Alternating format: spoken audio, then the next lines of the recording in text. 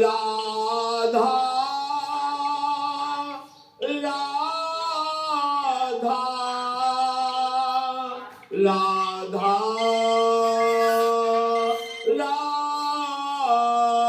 राधा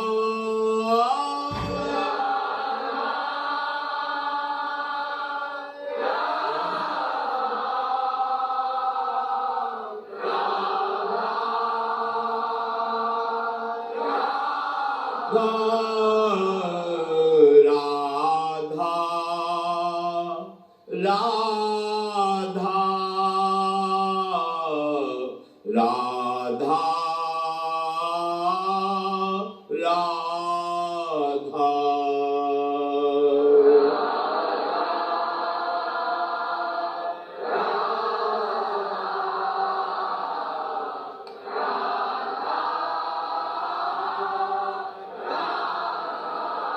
श्री राधा वल्लभ लाल की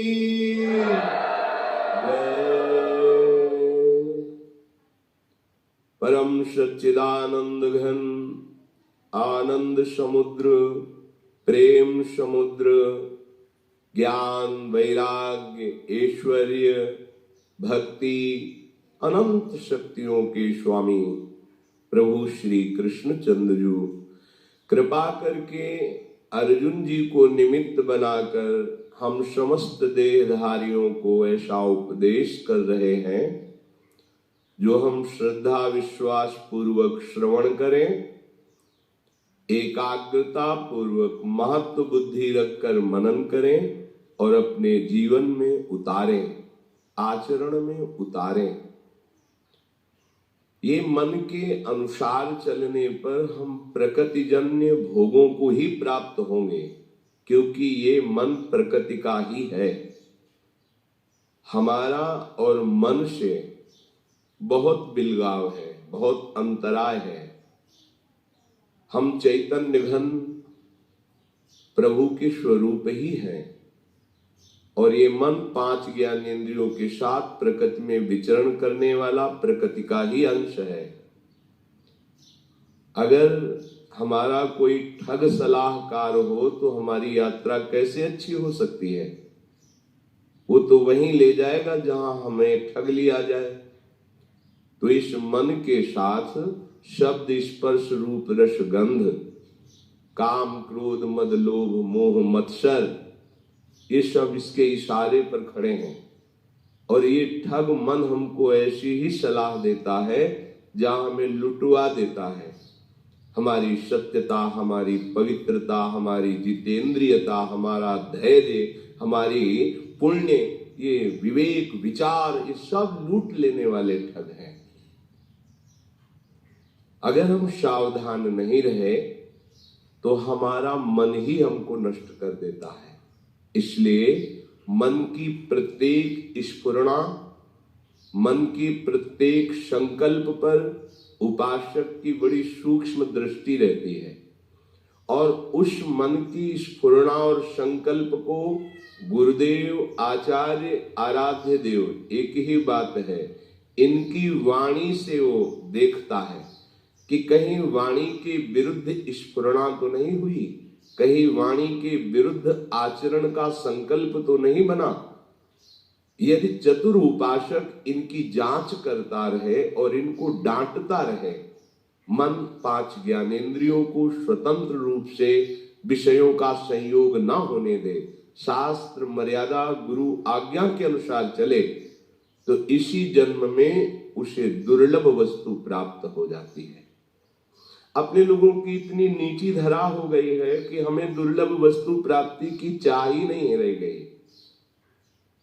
जैसे एक गरीब आदमी मांगेगा तो क्या मांगेगा? 1 साल का भोजन की व्यवस्था कोई कर दे, क्योंकि इतना ही उसका विचार है। तो हम प्रकृति में फंसकर इतनी नीच वृत्ति वाले बन गए कि हम अगर भगवान से भी मांगेंगे तो इंद्रियों के विषय ही मांगेंगे। हमें भोगने के लिए भोग दे दीजिए और भोग योग्य शरीर कर दीजिए। ये हमारी निकृष्टता। स्वयं सुख राशि चैतन्य घन परमात्मा का अंश प्रकृति के संयोग से इतना नीच प्रवृत्ति का हो गया कि वो अपने आराध्य देव, अपने स्वरूप का विस्मरण करके क्षुद्र विषयों में, जैसे आज तक किसी की ओषकण चाटने से प्यास नहीं बुझी, ऐसे ही चाहे जितना विश्व के भोग भोग लो, तुम्हारी कामना, तुम्हारी तृष्णा कभी शांत नहीं हो सकती। ये तभी शांत होगी जब अविरल भक्ति की धारा में आप अवगाहन करोगे। एक जीवन ये दे दो प्रभु को। ये मनमानी आचरण, मन की स्फुरणा और संकल्प के अनुसार चलना, ये आपको प्रभु से विमुख किए हुए। मान लीजिए इसमें 3 गुणों का प्रभाव पड़ता रहता है। कभी मन सात्विक संकल्प करता है, कभी राजसिक करता है, कभी तामसिक करता है। कभी मन सत संबंधी संकल्प करता है, कभी असत संबंधी करता है। बहुत सूक्ष्म विवेक के द्वारा इस पर दृष्टि बनाए रखिए। असत संकल्पों को नष्ट कीजिए, सत संकल्प का बढ़ावा दे करके भक्ति की तरफ आगे बढ़िए। आपको किसी भी वस्तु, व्यक्ति, स्थान की सुख की आवश्यकता नहीं है। आप स्वयं सुख समुद्र हैं। मान लीजिए आप जब तक शरीर को अपना मानेंगे तब तक अभाव नहीं मिटेगा, और जहां आप प्रभु को अपना मानेंगे कोई अभाव रह ही नहीं जाएगा। आप पूर्णता का अनुभव करेंगे। ऐसी पूर्णता का अनुभव करेंगे, चराचर जगत भगवत स्वरूप है तो आप भी भगवत स्वरूप है। अब कोई इच्छा नहीं रह गई, कोई चाह नहीं रह गई, कोई समस्या ही नहीं रह गई। हर समय परमानंद में अंतःकरण डूब जाता है। जितनी भी हम चेष्टाएं करते हैं सुख के लिए करते हैं, परिणाम दुख मिलता है। हम क्यों नहीं समझ पा रहे कि हमारा रास्ता गलत है? अगर एक बार धैर्य से सोचो, जब से हमें होश संभाला तब से हम उपाय सुख का करते हैं, लेकिन दुख से पिंड नहीं छूट रहा। मतलब रास्ता गलत है। आओ प्रभु की तरफ। जो ही प्रभु की तरफ आओगे ते ही तुम्हें हो सकता है माया सुख का प्रलोभन दे या दुख का भयावह दृश्य रख दे। घबराना नहीं, क्योंकि वो अपने फंदे से बाहर नहीं निकलने देना चाहती। दुरत्या सहज में से मुक्त नहीं कर देती। आप हिम्मत वाले बनो, धैर्यवान बनो, और ये तभी आप बन सकते हो जब प्रभु को अपना मानोगे। प्रभु को अपना मानने वाला हर कष्ट सह सकता है। प्रभु को अपना मानने वाला हर वस्तु का त्याग कर सकता है। प्रभु को अपना मानने वाले को कभी कुछ भी दुर्लभ नहीं है। इस बात को पकड़िए आप। केवल प्रभु को अपना मानने वाले को सदगति उसके करतल में रहती है, उसके हाथ में सदगति है। इसलिए भगवान कृपा करके कह रहे हैं, बहुनाम जन्मनामन्ते ज्ञानवान मां प्रपद्यते वासुदेवः सर्वमिति स महात्मा सुदुर्लभः। बहुत जन्मों की साधना के परिणाम रूप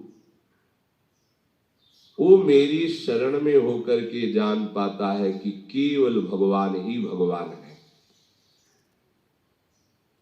भगवान अपने को त्रिगुण माया का पर्दा लगाकर ढके हुए यही है, हमारे पास है, हमारे सामने है, पर हमारे नेत्रों में पर्दा लग गया है त्रिगुण माया का।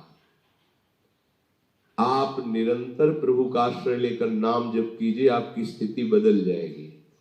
पूज्य श्री भाई जी महाराज, राधा माधो बसी रहे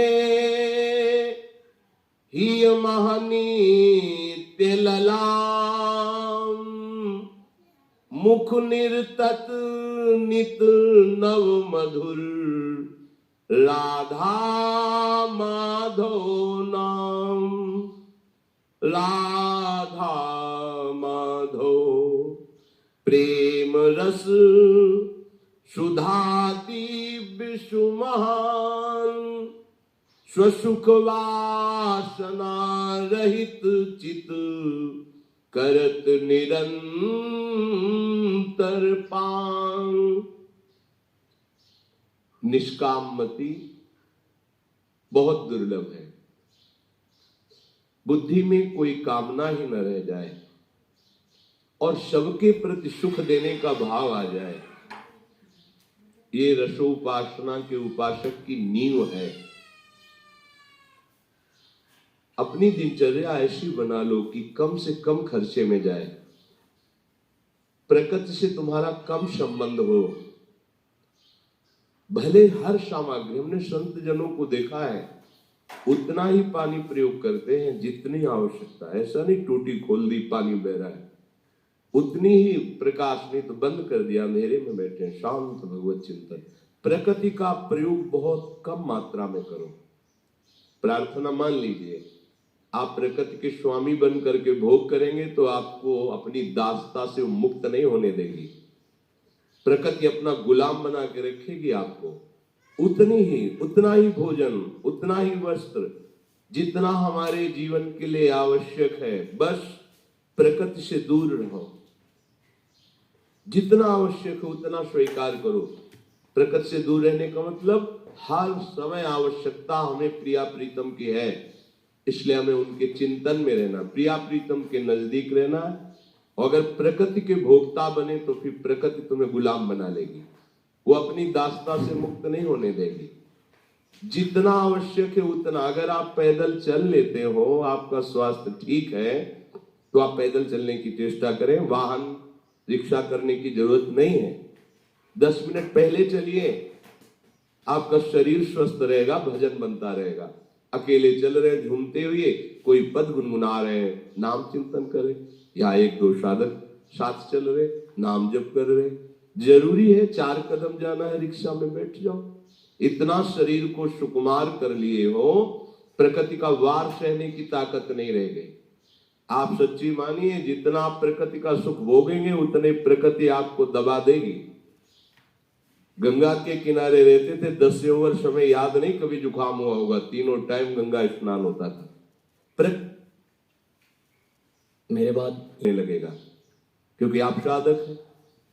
हम प्रकृति के गुलाम बनते जा रहे हैं तो हमारे अंदर सुख देवे को चाव नहीं आएगा, सुख लेवे को चाव आएगा। हर वस्तु से, हर व्यक्ति से, हर पदार्थ से हम सुख भोग लें। ये उपासक नहीं है, ये उपासना नहीं, ये वासना है। हमें वासना को उपासना में बदलना है। फिर ध्यान दीजिए, प्रकृति की उतनी ही वस्तु प्रयोग कीजिए जितनी अत्यंत आवश्यक है। जीवन में कभी साबुन तेल का प्रयोग नहीं होगा, पूरे जीवन में कभी। कोई हम काले कलूटे ऐसे तुम्हें दिखाई दे रहे हैं क्या कि भाई वो क्रीम नहीं लगी, साबुन नहीं? भागवती तेज से संपन्न उपासक होता है। भले त्वचा का रंग सांवला है पर हृदय में तो गौर श्याम विराजमान है, उनका प्रकाश होता है। साधु को साबुन लगाने की क्या जरूरत है? अच्छा, कपड़ा है फट गया तो सिल लिया है, रज ही तो लगती है, पानी से धो लिया, क्या जरूरत है प्रकृति के विविध प्रकार की साबुनों की, वस्तुओं की? जितना आप प्रयोग करेंगे उतनी गुलामी होगी। आप तर्क कर सकते हो, बहुत बढ़िया है आपके पास बुद्धि एक दूसरे पर, लेकिन हम आपको जो कह रहे हैं जब वो धरा आ जाएगी ना तो फिर इन सब बातों का कोई महत्व तो नहीं रहता, लेकिन वहां तक इस बात का महत्व रखना पड़ेगा। अगर आप प्रकृति का भोग करेंगे तो प्रकृति आपको मुक्त नहीं होने देगी। शब्द याद कर लीजिए, वृंदावन के सिवा कभी जीवन में ऐसे मंजन नहीं हुआ। कोलगेट आदि जो कहते हैं, कभी गंगा जी की बालू वही ऐसे हुई। कभी कहीं 1 रुपए का खर्चा जीवन में नहीं। चाय कभी नहीं पी। चाहे क्या मतलब, रोटी मिल जाए 2-4 दिन में तो भगवान की कृपा। गंगा किनारे कौन सा वहां कोई 56 भोग लिए बैठा है। चित्त वृत्ति को निरंतर भगवदाकार करने के लिए प्रकृति के संयोग का कोई भी चिंतन न रह जाए। बहुनाम जन्मनामन्ते ज्ञानवान माम प्रपद्यते। ऐसे थोड़ी भगवदानंद की अनुभूति होती है। जवान हो, स्कूटी में भर भर घूम रहे हो, इधर उधर भागे घूम रहे हो, अत्यंत आवश्यक बात है कोई ऐसी है कि अमुक समय पहुंचना ही तो ठीक है। नहीं, आराम से टहलते हुए जा रहे हैं, राधा वल्लभ श्री हरिवंश चिंतन करते चले जा रहे हैं। ये जो आपकी सुख वृद्धि बुद्धि में आ गई है प्रकृति जन्य भोगने की, ये आपको परमात्मा प्राप्ति होने में बाधा खड़ी करती रहेगी। आप ध्यान से सुन लो। हम बहुत अच्छे महापुरुषों का गंगा किनारे दर्शन, स्पर्श, संभाषण आदि प्राप्त हुआ, देखा है। केवल उतना ही प्रयोग जितनी आवश्यकता है, अन्यथा नहीं। दूसरों को पवाने में बड़े प्रवीण और अपने पाने में बहुत संकुचित। एक तरी नाम का आश्रम है, गंगा किनारे भ्रमण करते समय मिला हुआ, श्री पूज्य स्वामी सुरेशानंद जी महाराज। कई संत पहले से वहां विद्यमान थे और भी संत, और जब सबको ऐसे लगता था जैसे बहुत पूर्व परिचित है, बड़े प्यार से सबको गुलगुला, पुआ, खीर, क्या क्या बनवाया, और ऐसे उल्लसित जैसे कोई बालक आनंदित होकर के पवा रहा हो। दौड़ दौड़ के दिगंबर रहते थे, नंग धड़। जब कोई माता बहने आ जाती थी तो एक अचला ऐसे डाल लेते थे। परमहंस थे। आश्चर्य में उनकी वृत्ति देखी, संतों को पवाने में इतने आनंदित। पाले वो पीछे एक कुटिया मिट्टी की थी, पता लगा कि नई अवस्था थी तो खोज रहती थी संत महात्माओं की वृत्तियों को देखना, उनकी एक एक चेष्टा को देखना, उनकी एक एक बात को पकड़ना। तो गए उनकी कुटिया में, ऐसे दरवाजा उनका हुआ था, प्रार्थना की महाराज जी आ सकते हो? खुला। पहली बार दर्शन हुआ, केवल तखत पड़ा हुआ है, कोई गद्दा नहीं, कोई आसन नहीं। ऐसे दिगंबर बैठे हुए, हाथ में 2 रोटी है और बैंगन का भरता है, और ऐसे पा रहे थे। गोस्वामी जी आपने हमको तो वो सब गुलगुला और खीर और पूड़ी सब। अरे बोले गुरु जी, सब संतों को गुरु जी कहे, गुरु जी ये तो सब आप महात्माओं के भाग्य में, मुजदम के भाग्य में कहा है, बस शरीर पोषण के लिए 2 कौर अन्न डाल देते। कितने चतुर शिरोमणि हैं, दूसरों को सुख देने में इतने आप देखते तो उल्लसित हो जाते कि मतलब इतना स्नेहीपन, इतना घनिष्ठतापन संतों से। दौड़ दौड़, अरे आप और खीर लीजिए, आप, और आप क्या पा रहे हैं? आप किस में सो रहे? नए नए कंबल सबको बंटवाए, आप कैसे रह रहे?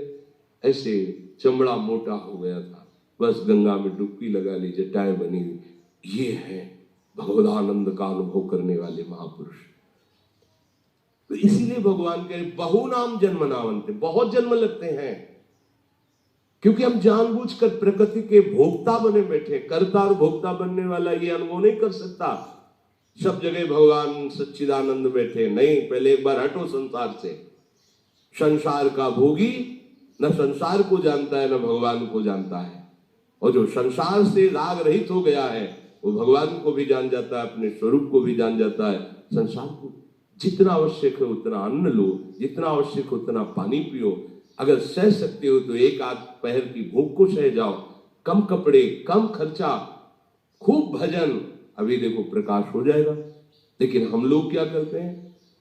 बिल्कुल नाम मात्र का भजन और अधिक से अधिक विषय, प्रकृतिजन्य भोगों का भोग, इसलिए अनुभूति में कुछ आ नहीं रहा। परमानंद क्या है वो समझ में नहीं आ रहा। रजोगुण भरा घुमा है, बस ऐसे ही। ऐसे नहीं, निष्काम मति चाहिए। सबके प्रति हमें सुख प्रदान करने की भावना चाहिए। कैसे आएगी? बोले निरंतर राधा वल्लभ लाल का नाम जप करो, हृदय में उनके श्री चरणों का ध्यान करो। भाई जी कह रहे हैं मुख निरतत नीत नव मधुर राधा माधव नाम, तो राधा माधव बसी रहे ही महानित्य ललाम। अगर आपकी जिह्वा से आराध्य देव का नाम चलता रहा तो हृदय में आराध्य देव प्रकाशित हो जाएंगे। ये केवल लिखी पढ़ी बातें नहीं, आप चलोगे तो खुद अनुभव में आ जाएगा, क्योंकि प्रभु हैं। जब आप उनको पुकारोगे ना, ये नाम जप करने का मतलब है हम पुकार रहे हैं, तो हमारे हृदय में ही भय प्रकट कृपाला दीन दयाला, जो दीनों पर दया करते हैं। दैन्य वही है जो केवल भगवद आश्रित हो गया है, अन्य आश्रयों का त्याग कर दिया है, प्रभु हृदय में प्रकाशित हो जाते हैं। प्रेम सुधा रस में ऐसा उसका अंतःकरण पग जाता है कि स्वसुख वासना की गंध नहीं रह जाती। अभी तत्सुख भावना की गंध भी नहीं है, केवल स्वसुख वासना है। अगर हम किसी से मिलते हैं तो अपने सुख के लिए, किसी से विनय करते हैं तो अपने सुख के लिए, किसी को हम सेवा करते पाए जाते हैं तो हम अपने सुख के लिए, भगवत आराधन भी करते हैं तो अपने सुख के लिए। तत्सुख भावना की गंध नहीं है। और नाम जप करते हुए आराध्य देव के चिंतन में जो हर समय तल्लीन है, प्रकृति की केवल अत्यंत आवश्यक वस्तुओं का ही सेवन करता है, वो स्वसुख वांछा की गंध से विरहित हो जाता है। स्वसुख वांछा जब तक है तब तक आप प्रकृति का भोग कर रहे हैं, क्योंकि स्वसुख वांछा शरीर को लेकर होती है, तत्सुख वांछा आराध्य देव को लेकर होती है। जब स्वसुख वांछा की गंध नष्ट हो जाती है तो उपासक को अनुभव होता है, बुद्धि से नहीं, स्वयं से। वो देख रहा है कि स्थूल सूक्ष्म और कारण में बैठ करके हमारे प्रीतम कैसा संचार कर रहे हैं, कैसा संचालन कर रहे हैं, कैसा संयम कर रहे हैं, कैसा वर्ताव कर रहे हैं। वो देखता है केवल अब मेरे द्वारा बोल रहे हैं केवल मेरे वे भगवान, मेरे द्वारा छेड़ रहे हैं वे निज मधु मुरली की तान। मेरे जीवन में है अब तो एकमात्र उनका ही स्थान, अतः उन्हीं की होती मुझ में क्रिया नेत सब क्षुद्र महान। अब उस उपासक को अनुभव हो रहा है कि मैं बोल नहीं रहा हूं, मेरे द्वारा बुलाया जा रहा है। केवल दिखाई दे रहा है इस शरीर से आवाज निकल रही, पर वो आवाज मेरे आराध्य देव ही बोल रहे हैं। मेरे द्वारा क्रियाएं हो रही हैं, ये केवल दिखाई दे रहा है, क्रियाएं तो आराध्य देव के द्वारा हो रही हैं। हर समय एकमात्र मेरे प्रीतम, चाहे वो क्षुद्र हो या महान हो, हर क्रिया, हर बात, हर चेष्टा केवल प्रीतम कर रहे हैं। अब बाहरी वासुदेवा नहीं, अंदर भी वासुदेवा आ गया, कहीं अपना अस्तित्व नहीं रहा। तो श्री भगवान कहते हैं ऐसा महात्मा सुदुर्लभ है, समहात्मा सुदुर्लभा। जब इस कोटि का कोई होता है तब वो ऊंचे दर्जे का महात्मा, जिसका मिलना अत्यंत कठिन है। अगर ऐसे महात्मा का दर्शन हो जाए, संभाषण हो जाए और उनकी बात हम कोई पकड़ ले तो निश्चित अमोघस्य भगवान का साक्षात्कार हो जाएगा। ये जो ऊंचे दर्जे के महात्मा होते हैं, ये अपने आनंद में मगन रहते हैं। ऐसी भगवत स्थिति होती कि बोलने की बिल्कुल इच्छा नहीं होती। उनका जीवन, उनका दर्शन, उनका कोई आश्रय लेकर उनका चिंतन करे या उनके शरीर से स्पर्श की हुई वायु, ये सब जगत का कल्याण करती है। वो शांत एकांत अपने आप में रमण करते हैं।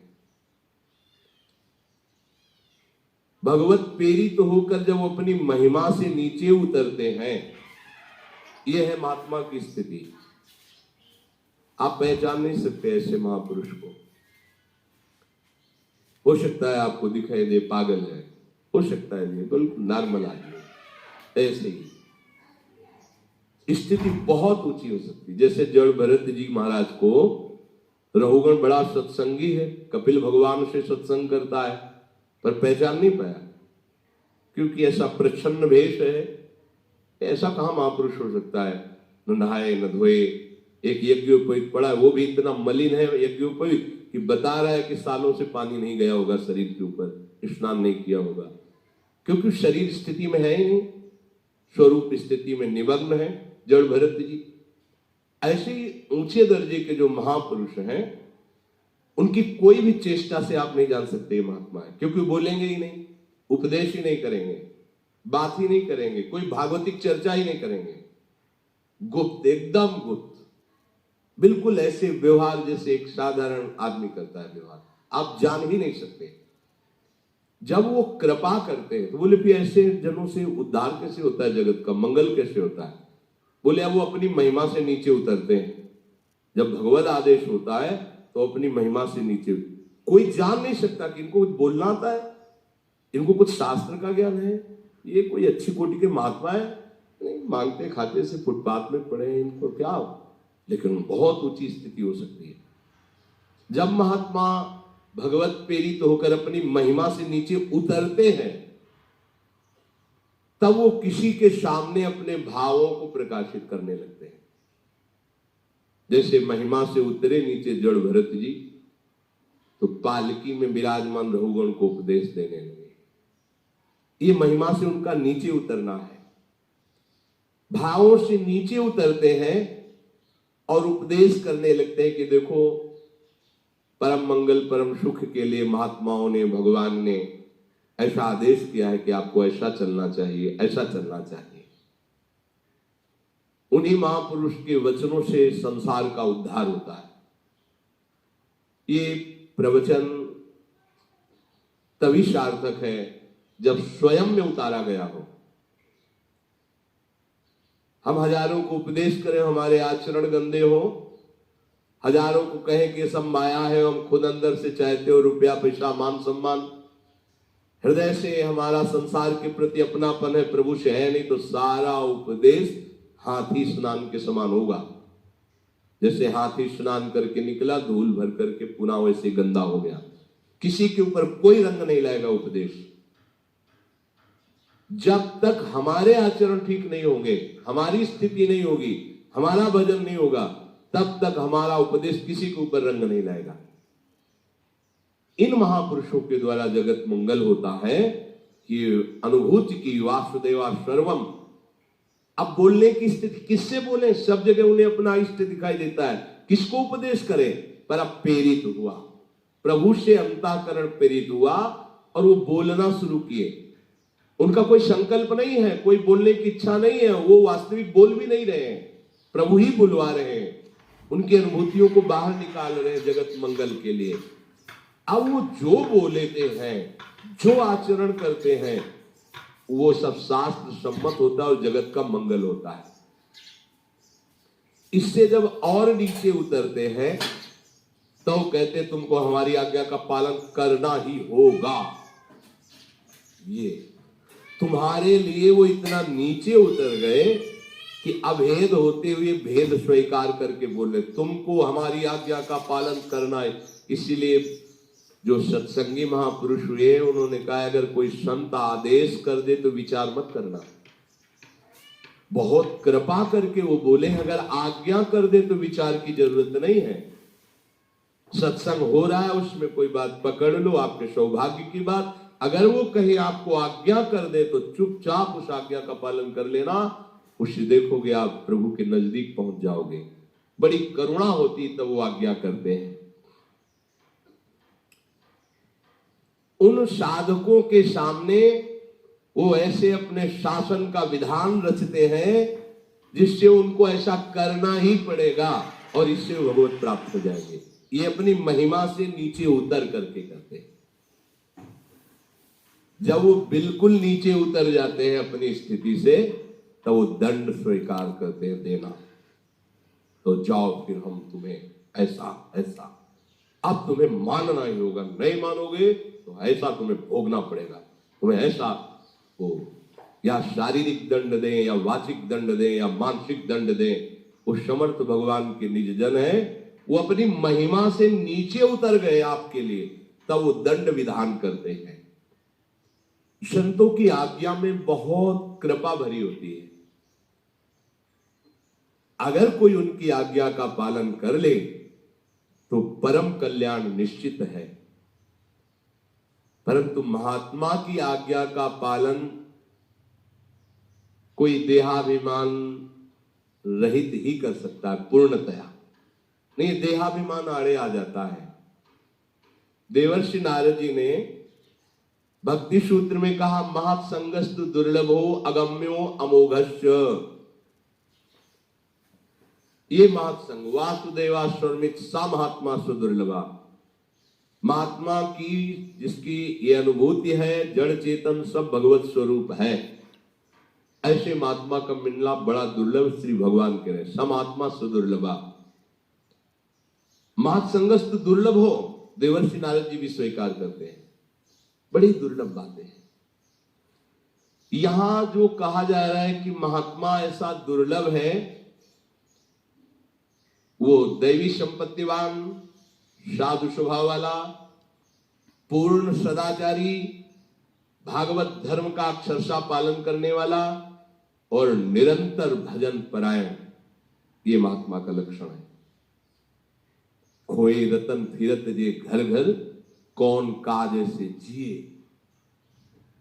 क्या जीवन ऐसा, अगर हम भगवान के भक्त का वेश धारण करके अपनी रसेंद्रिय और जनेंद्रिय के सुख के लिए भटक रहे तो धिक्कार है, हमारे जीवन को धिक्कार है। श्वांग रचने से काम नहीं चलता। अपने जीवन को प्रभु के चरणों में जो समर्पित कर देता है वही महात्मा बनता है। मनमानी आचरण बड़ा विचित्र खेल है। हम भेष रख करके भी वही करना चाहते जो संसारिक जन करते हैं। ये हम में और संसारिक में अंतर क्या रहा? संसारिक विषयों में टूट जाता है और साधु विषयों पर विजय प्राप्त करता है। संसार में विषयों का महत्व है और भागवतिक महापुरुषों के हृदय में बमन के समान त्याज्य दिखाई देते हैं। आसपास भले ढेर लगा रहे, कहीं आसक्ति नहीं है।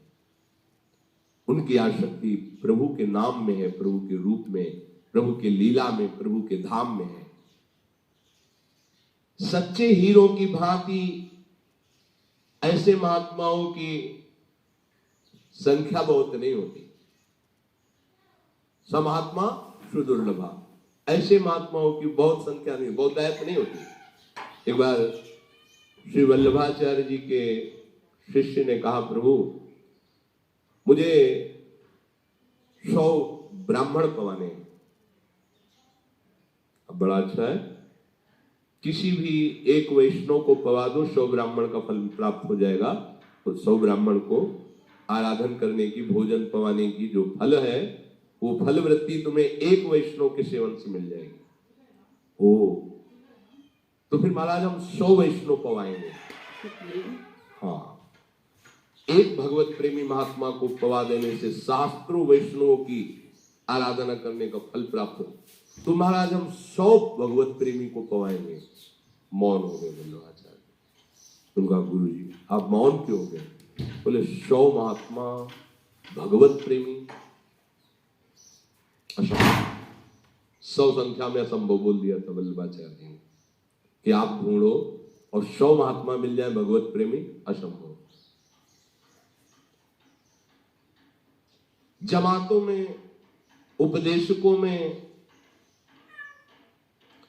खोज करने पर आपको सदाचारी मिल सकते हैं, कर्मकांडी मिल सकते हैं, ज्ञानी मिल सकते हैं, प्रवचनकर्ता मिल सकते हैं।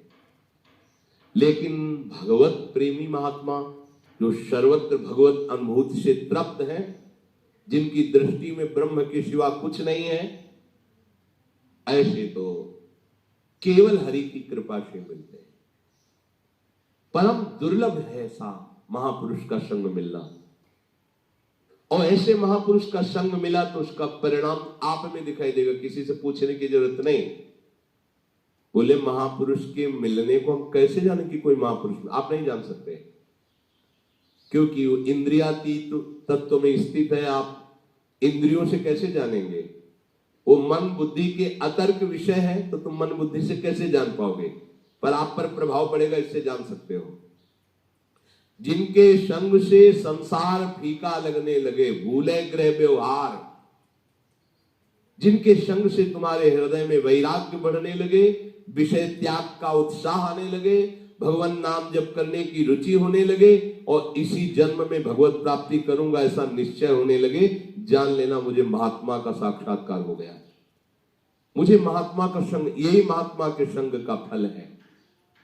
परम दुर्लभ योगी ज्ञान जनवांछित भगवत प्रेम की प्राप्ति का तुम्हारे हृदय में उत्साह हो जाएगा।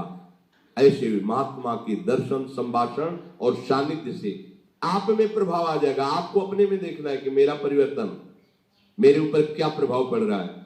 पर आप मनमानी आचरण करो, उनकी बातों का उल्लंघन करो तो नहीं होगा।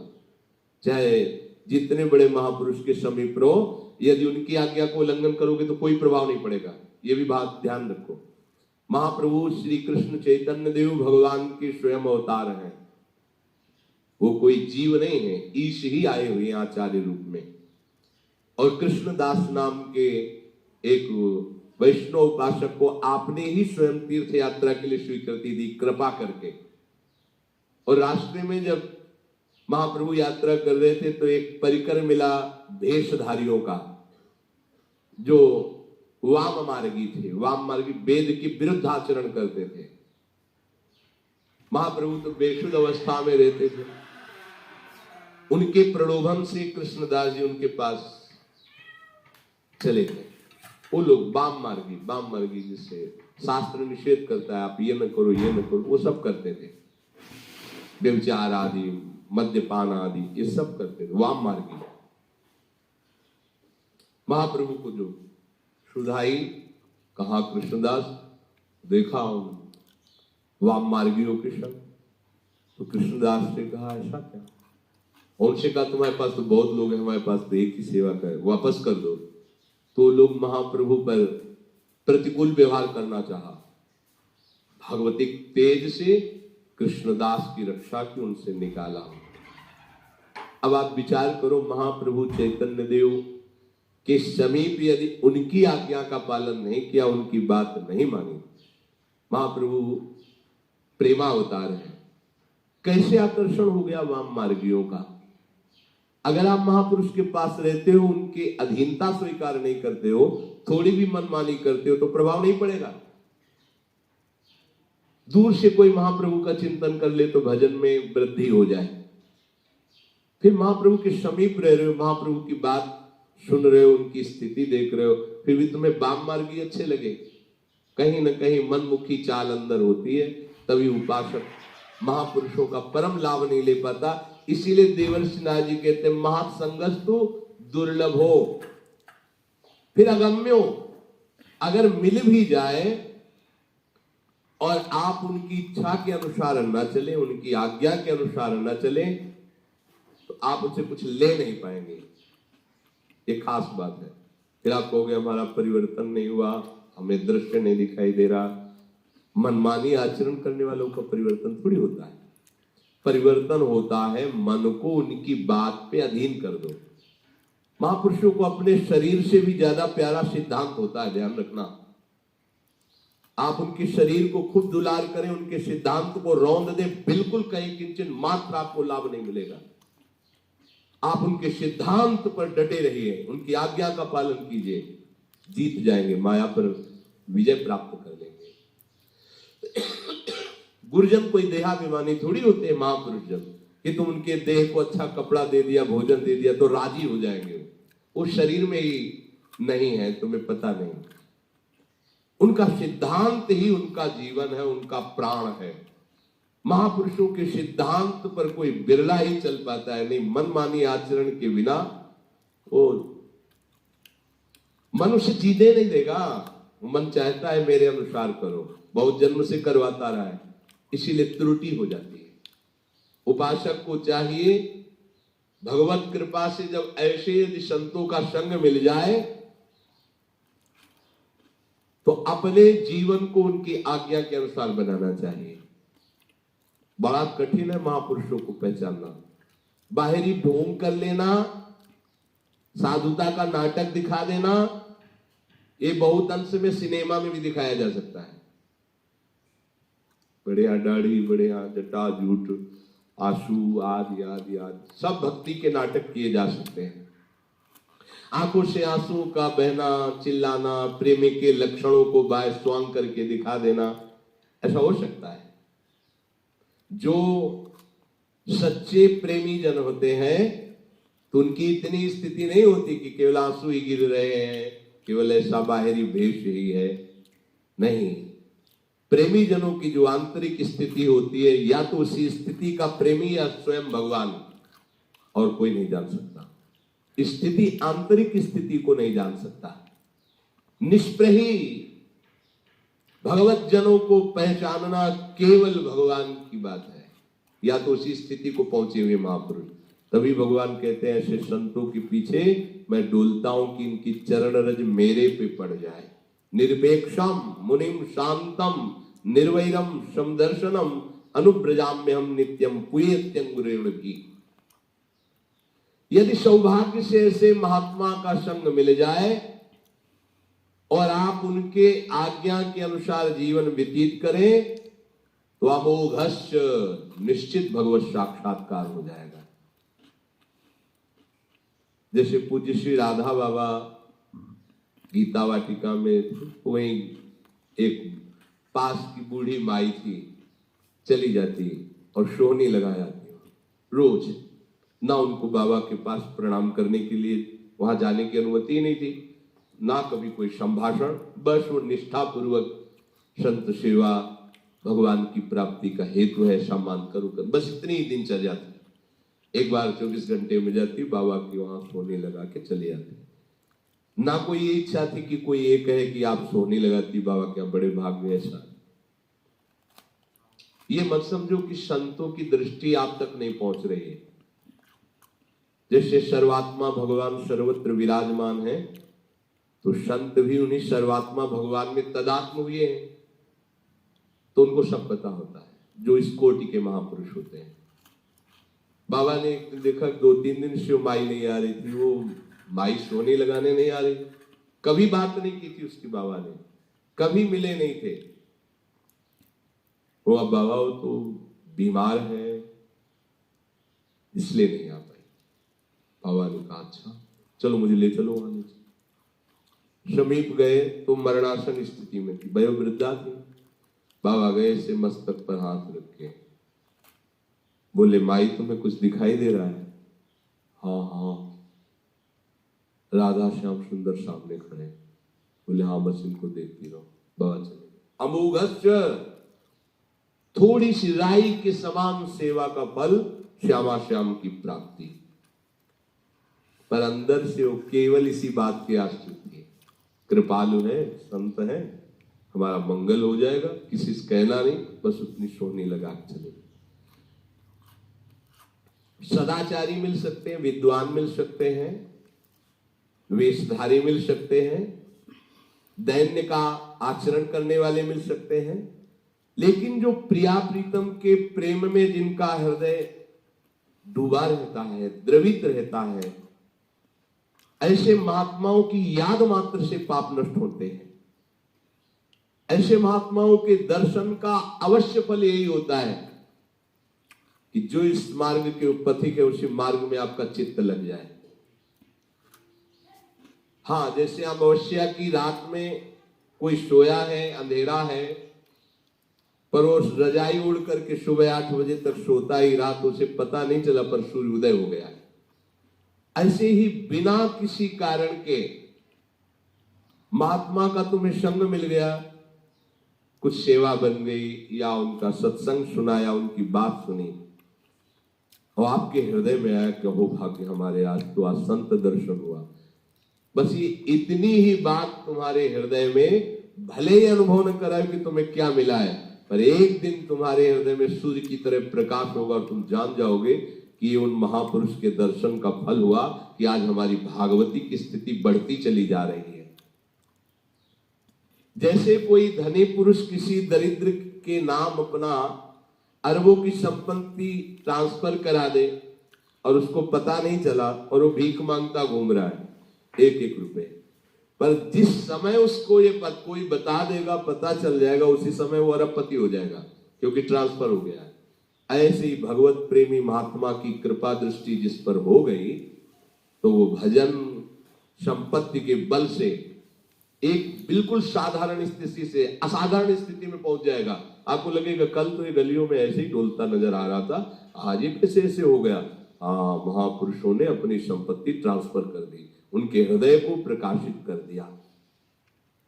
भगवत प्रेमी महापुरुष का अज्ञात में भी संग हो जाए तो पाप उसे बांध नहीं सकता, अज्ञान उसके हृदय में रह नहीं सकता, प्रेम रूपी परम निधि उसके हृदय में जागृत हो ही जाएगी। अब इस बात का पता उसे कब लगे ये हरि जाने। जैसे सोते हुए पुरुष की आंख 8 बजे खुली तो उसको लगा आप प्रकाशवान, प्रकाश तो पहले ही हो गया था, तुम सोते रहे। इसीलिए महत्संगस्तु दुर्लभो अगम्यो अमोघस्य लभ्यतेपि तत्कृपयैव। भगवान की कृपा से ही ऐसे महापुरुष का संग मिलता है। ऐसे संत का मिलन केवल हरि कृपा से होता है, दूसरा कोई उपाय नहीं, खोजने पर नहीं मिलते। हरि से प्रार्थना करो, वो भेज देंगे या बुला लेंगे, दोनों बातें हैं। आपके समीप बुला लेंगे या आपको उनके समीप भेज देंगे। केवल हरि ही जानते हैं कि उनका कौन किस कोटि का भक्त है। इसलिए हम खोज करेंगे तो धोखा हो सकता है। हम सीधे हरि से प्रार्थना करें कि मुझे आप अपने प्रेमी जन का संग दीजिए।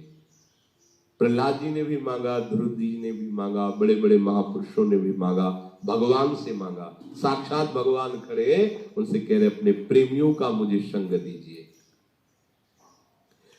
भगवत कृपा से भगवत प्रेमी महात्मा का संग और भगवत प्रेमी महात्मा की कृपा से भगवान में प्रेम, यह है क्रम। श्री कृष्ण कृपा से उद्धव का गोपी जनों की शरण में आना और गोपी जनों की कृपा से श्री कृष्ण प्रेम में उद्धव का मतवाला हो जाना।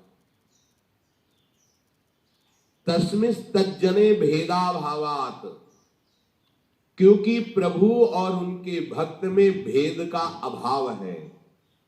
अर्थात जो इस कोटि का महात्मा है वो साक्षात भगवान ही है, वो भगवान का साक्षात स्वरूप हो गया है। देखने में पंचभूत बाहर से दिखाई देते हैं, अंदर से केवल एकमात्र भगवान ही है। न मन है, न बुद्धि है, न चित्त है, न अहंकार है, न इंद्रियां है, ये सब भगवत स्वरूप हो गई है।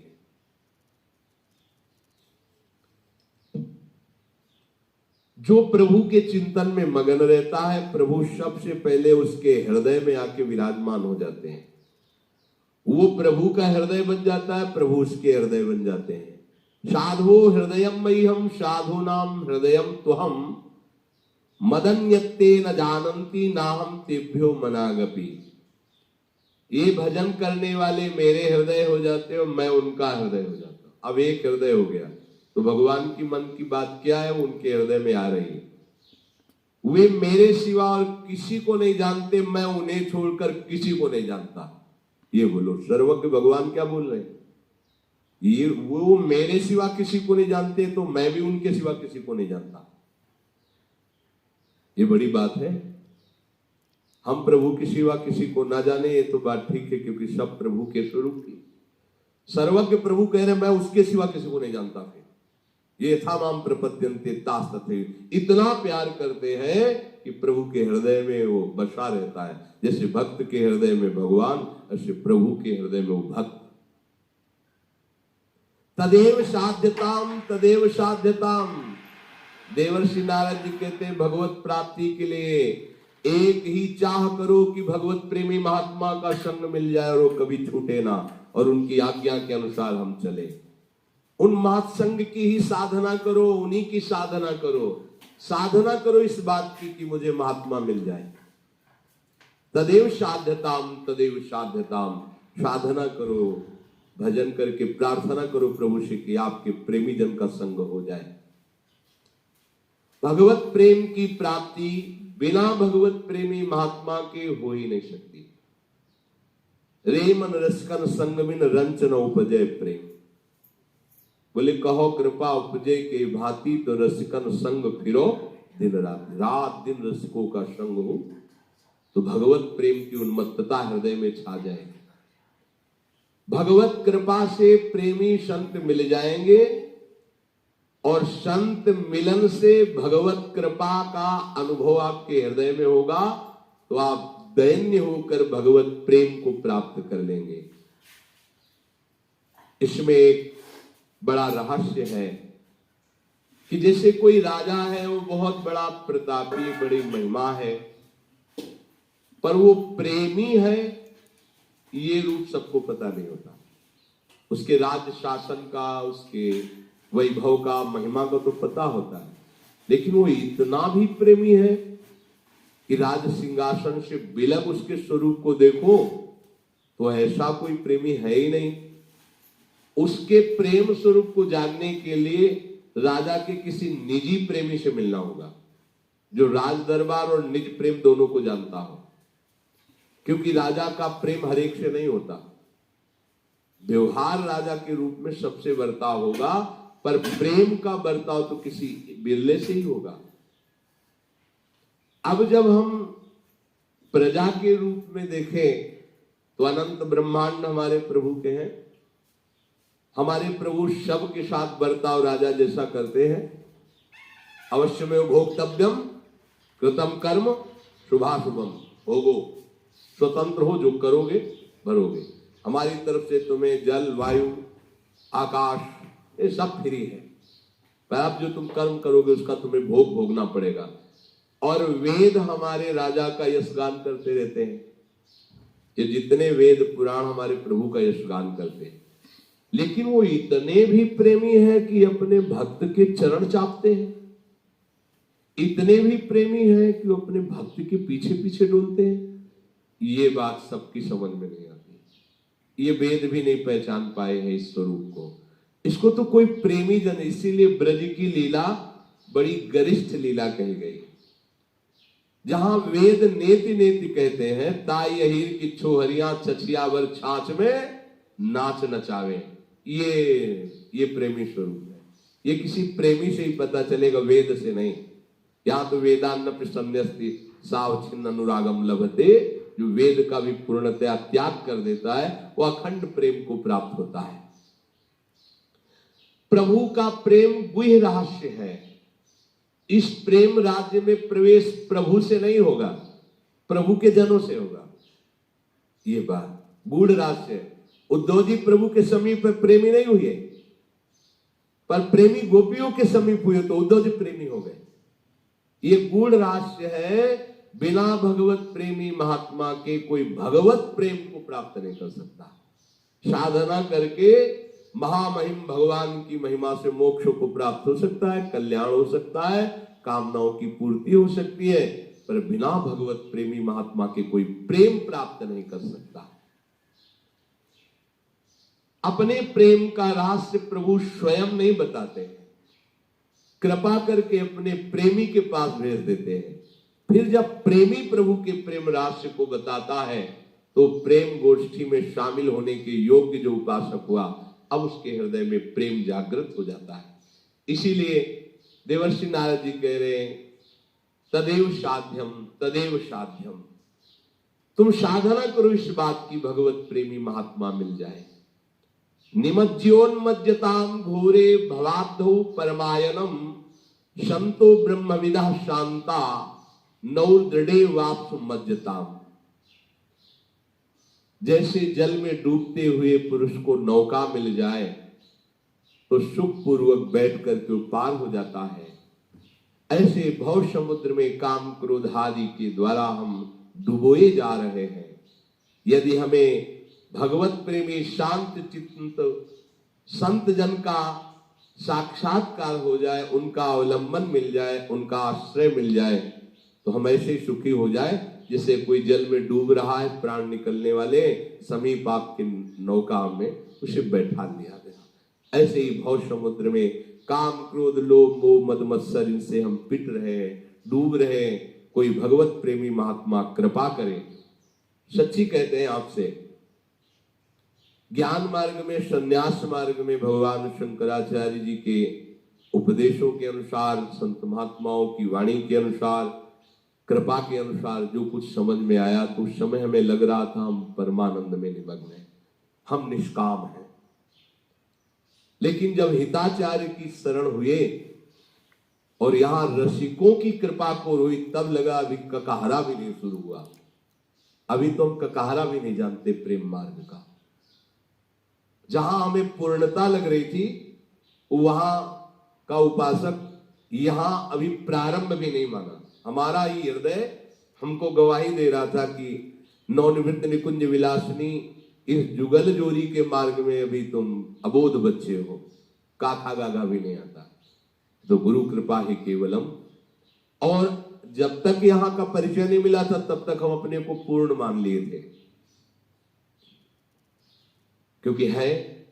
पर जब इधर आए तब उस समय जिसे हम परमानंद समझते थे, इधर आए तब लगा कि अगर ये चरणामृत न मिलता ये कृपा न मिलती तो हम समझ ही नहीं पाते, हम उसी को पूर्ण मानकर उसी में तृप्त हो रहे थे। यह